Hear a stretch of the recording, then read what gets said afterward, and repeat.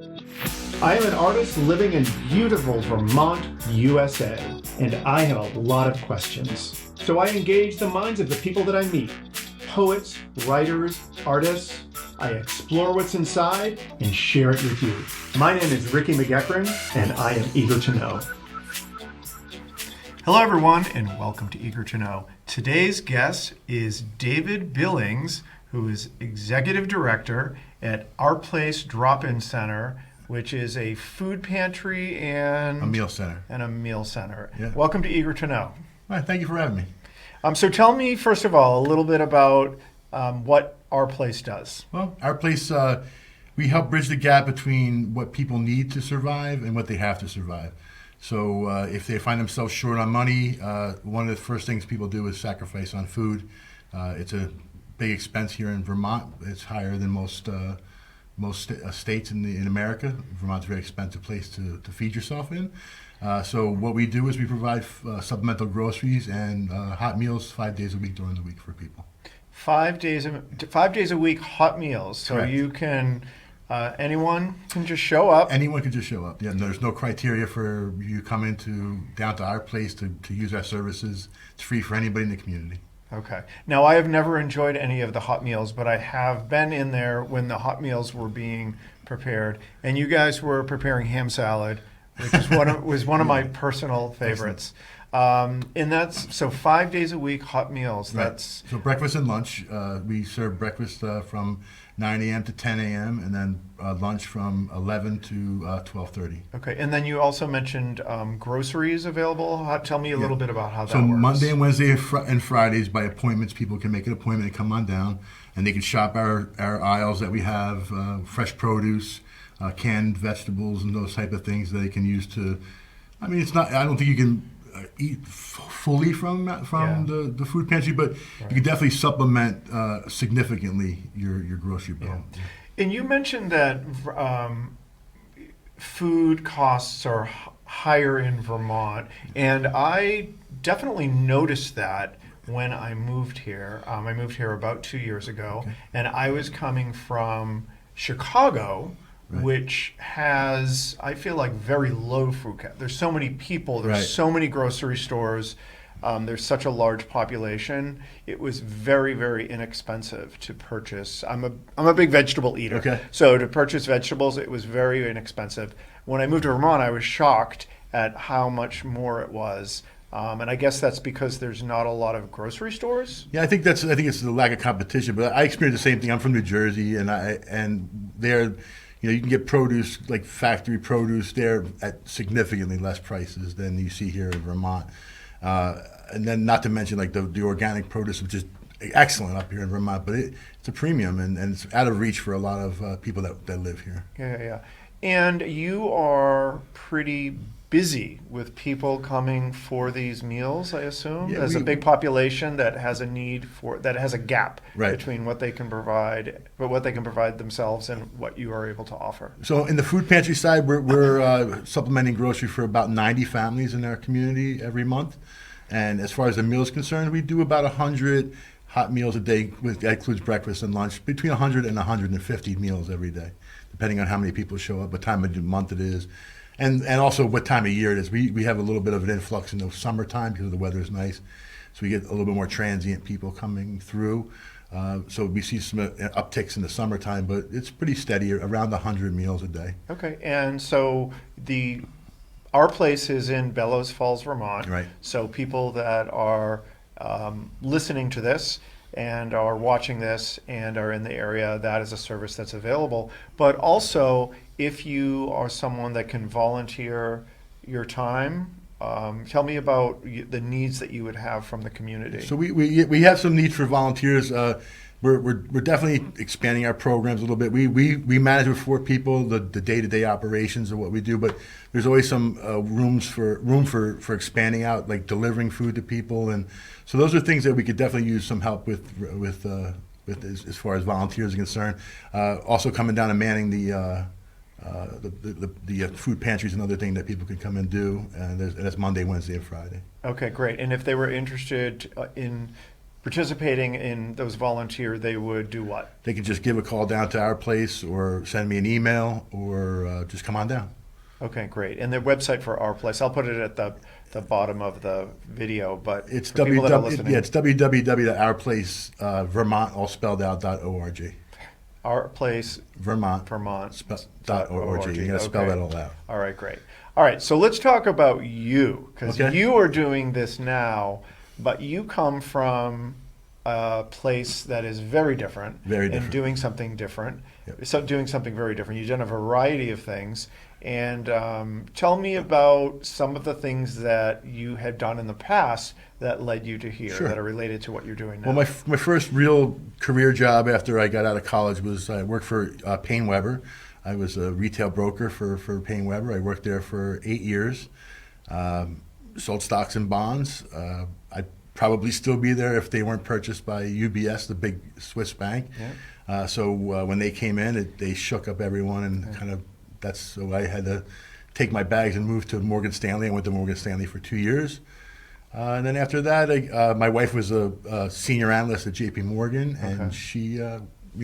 she was making good money. I decided it was time to do something different. And you were living where? You were living and working where? Yeah, in central New Jersey, right outside of New York City. Okay. And were you working in central New Jersey, or were you working in New York City? Well, I did do some work in New York City, but most of my career was spent in New Jersey. Okay. So I used to live in southern New Jersey, and I used to spend a lot of time in northern New Jersey, and I would say that the topography of northern New Jersey is very similar to Vermont. Yeah, it kind of looks the same. It does. But it's just got a lot of people and a lot of Yeah. buildings, so it's Yeah. kind of hard to see all that. Yeah, 17 million people in the state the size of Vermont. So yeah, Yeah, that's crazy. yeah, it's a lot of people there. So you did sort of the financial world, and then you shifted into something that was more around like the restaurant world. Is that correct? So how I paid for my college was through working in restaurants, which a lot of people do. And then when it's that the job was getting a grind after I got had to move from UBS, I decided to open up my own restaurant. So I took the big plunge and I opened up a high-end diner in Central Jersey with 2 big diners right around the corner from me. I didn't care about the competition. I just felt that I could do it better. So did you purchase a diner or lease a space that was already an existing space? Yes. Okay, and you moved in and you upgraded the menu to something a little bit more high-end? Yeah, I bought a struggling diner from a person who was getting out. I took his equipment that he started with and just started using it as my seed and grew a business from there that lasted for me almost 15 years. 15 years, and how much work was that? An enormous amount of work. I mean, 80 hours a week was not uncommon. Okay, so I have to tell you a story. When I lived in Boston, I had someone that lived very close to me, and he was in a different industry. He was in like the pharmaceutical industry, and he decided that he was going to be purchasing a restaurant in Boston because he frequented a lot, and he decided that he was going to change careers and get into the restaurant business. And I went to look at the restaurant when it was under construction, and I remember him telling me that he was looking forward to the fact that he could be at the beach all day, and then he would just come in at night just to check on things, to see how things were going. And I remember thinking, I don't have a lot of experience in restaurants, but I'm thinking, this guy's crazy. Like, owning a restaurant is so much work. I don't know why he was thinking that. I obviously followed up with him, and it definitely was not what he had envisioned, Right. and it was way more work than he had expected. So 15 years of just busting your butt. Yeah. Now, what was the highlight, the parts of that job that you really enjoyed, if any? Well, I love uplifting people. I don't want to mean to sound corny, but I like to take people who maybe struggle in a job that most restaurant jobs don't pay very well. Mm-hmm. One of my big things was paying everyone a living wage, from the dishwasher, waitresses, waitstaff, everyone. Everyone made a living working in my restaurant. Sometimes I didn't as a result, but it was important for me to make sure that everybody had was paid and well taken care of. That was number one. And I felt that people that were taken care of will take care of other people. Okay. So, and that was an important part of my business strategy, was to be better than everyone else. To have a staff that loved what they did and loved doing the work they did and loved working for the people they worked for. And I think that was a winning combination. It's something I learned young and when I was in the restaurant business from my mentors, and I just carried that idea forward. Okay, just being really thoughtful and considerate of other people. Yeah, just trying to, I want to be the boss that people wanted to work for, that I would want to work for. So that's how I approached it, and that's how I approach my life. If I'm going to be leading someone or people, I want to be the leader that I would want. So, I mean, I think that's just basic common sense to me. Yeah, that certainly makes sense.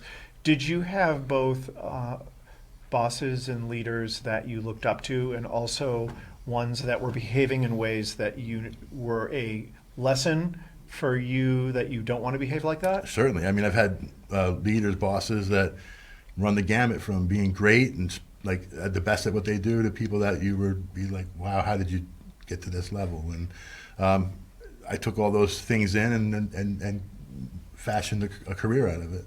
What would you say would be some of the attributes of a good leader, a good boss? Someone who listens. Someone listens more than they speak. Okay. I think that's first and foremost. I think you have to hear what people are saying, and because they're your staff are the one that's facing the community. I mean, in a restaurant situation, since that's what we're talking about, I'm in the back doing cooking, so they're the ones that are facing the community. They have something to say. I mean, you have to listen to what they have to say. They have valuable input that if you dismiss them or treat them lesser, that doesn't make for a good business as far as I'm concerned. One of my past guests that I had was the owner of a doggy daycare called Waggy Land. He's also one of my best friends. But I remember I asked him that same question, like what are the attributes about you that's making your business so successful? And that's exactly what he said, was being a good listener. And I think when people think of good leadership, they think of posture and saying the right thing. And I don't think the first thing people would think of is good listening. Yeah, I think that. I mean, I'd always enjoy when my boss listened to me when I had something to say or something to add and took my thoughts into consideration. So I always felt that was something that I should do. And then as I learned going forward and the education I learned doing business, being a leader in the business, it rang true. It just always seemed to be the right thing to do. So I used it as a cornerstone. Great. Now let's talk about food service. Now Sure. You were providing meals to people with disposable income in Right. New Jersey, I assume, Yep. which is very different from what you're doing here. Absolutely. So tell me about the clientele and servicing those clientele. What was important? What was the top priority that you would keep in mind in meeting the needs of people who are buying meals from you? Sure. So what I did there is we were not the cheapest by far. We were a rather expensive place comparatively to what could be offered at other places around me. But what we did was do it excellently. Everything was executed correctly, high quality ingredients, prepared thoughtfully, healthily in that regard. And just having a staff that's knowledgeable and understanding what they're doing and creating an environment where people are happy and friendly and where you want to come and see. And my clientele were working people, mostly business people, served a lot of offices. We had delivery. We had 2 delivery drivers constantly going out delivering large lunches to corporate clients all over our area. And that's how I made a living. I mean, that's helping the fortunate.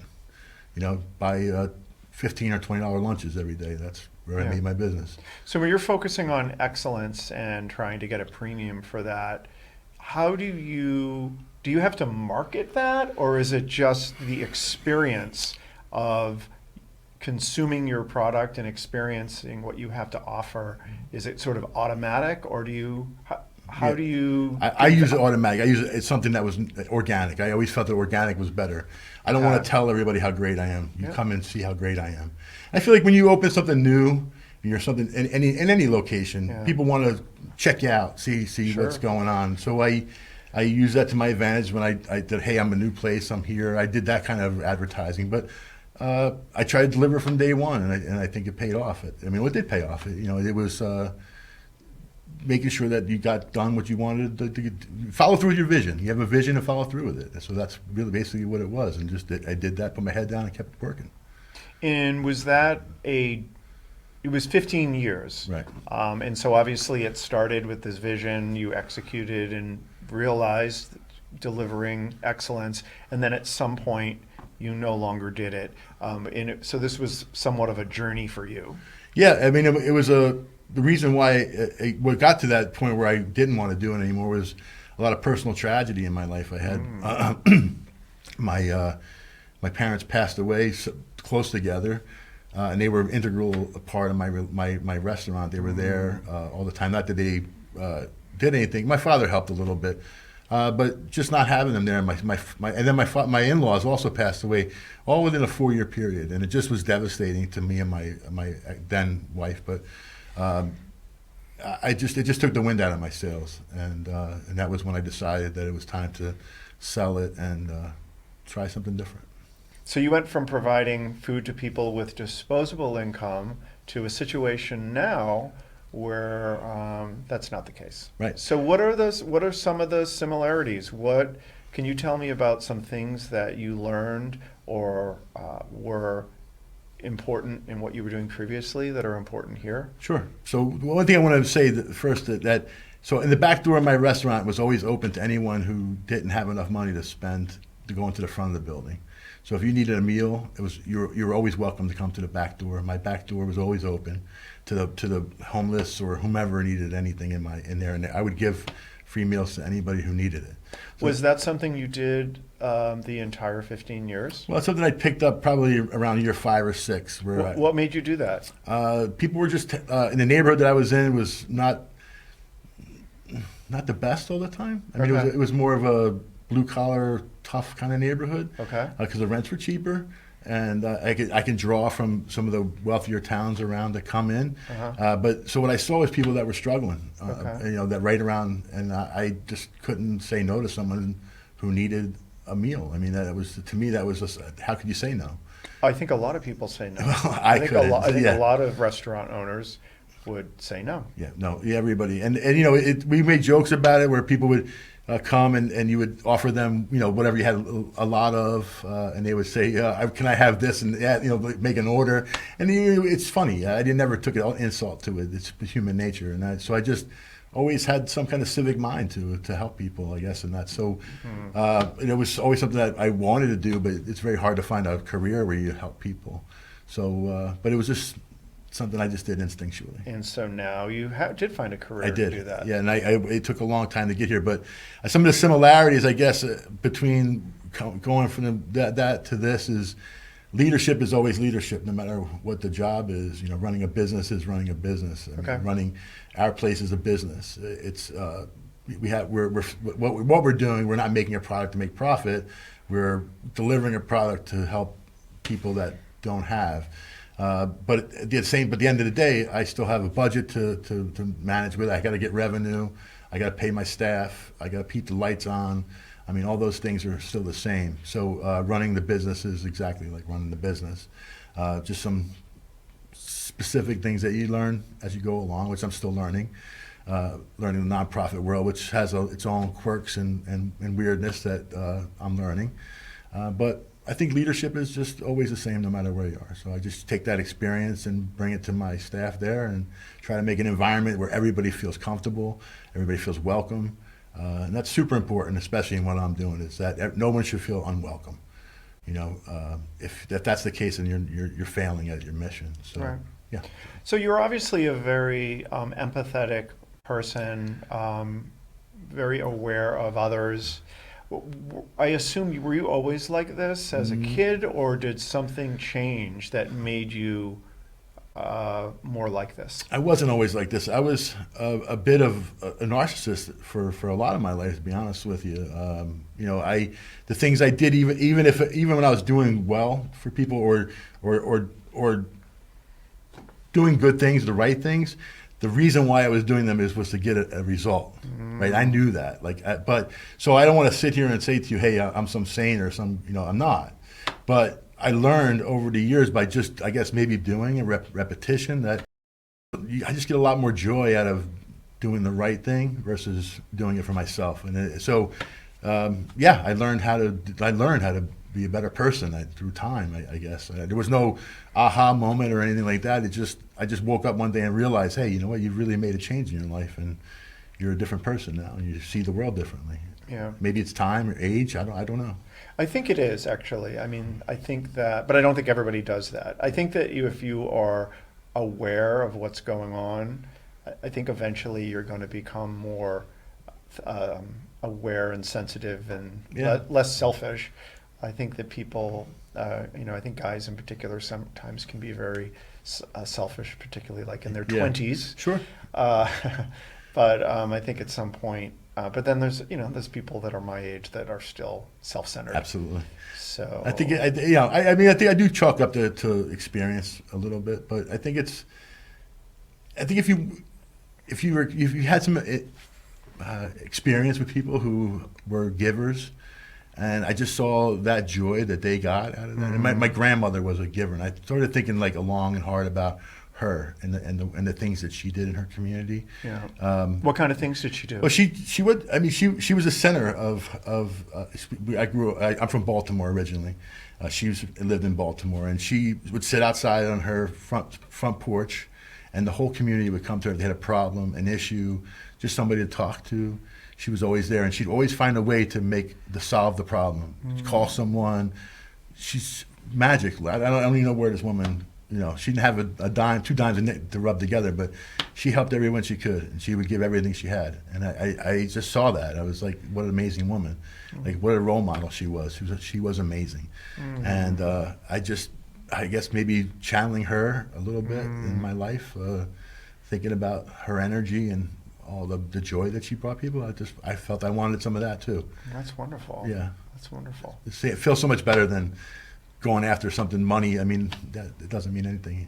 It's the joy of human interaction, which really makes it all worthwhile. Yeah, I completely agree. Good.